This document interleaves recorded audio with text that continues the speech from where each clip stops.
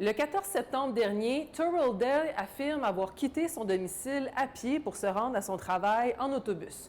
L'homme de 27 ans travaille comme réparateur de meubles et traîne avec lui des outils dans un sac de sport. Vers 5h45 le matin, tout près du quartier général du service de police de Longueuil, il se fait interpeller par des policiers et selon sa version des faits, 10 patrouilleurs sont présents à ce moment-là. They grabbed me, rushed me as a group, and threw me up against the police car. They frisked me, cut my work duffel bag off my shoulder while shouting multiple times, "Stop resisting," as they were bending and twisting my arms to get me into handcuffs. L'homme affirme que les policiers ont utilisé une force excessive lors de son interpellation. Il affirme également qu'il a été blessé au poignet alors que les policiers le menottaient. Le monsieur n'a jamais été arrêté. Okay? Alors, tout ce qui suit ça par la suite, c'est de facto illégal.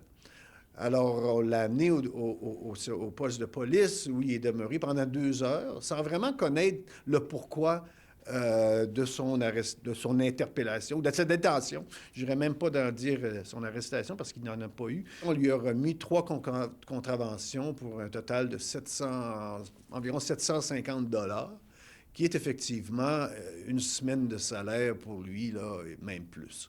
Je trouve que c'est vraiment pas correct ce qui arrive aux gens.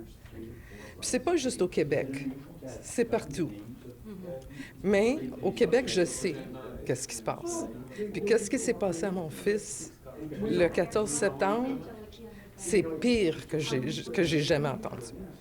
L'homme est relâché sans aucune accusation criminelle.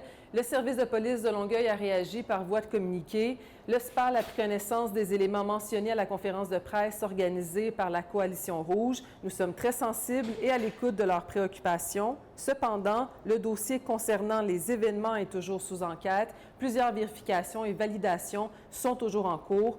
Pour cette raison, le SPAL affirme ne pas être en mesure de commenter davantage cette affaire.